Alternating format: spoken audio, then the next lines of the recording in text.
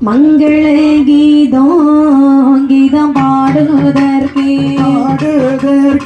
மாலி சரஸ்வதி தாய் வரமருள்வாய் ஆடி சொல்வதொரே நல்ல போதமோ அஷ்டகிரிகள் 8 பருவதமோ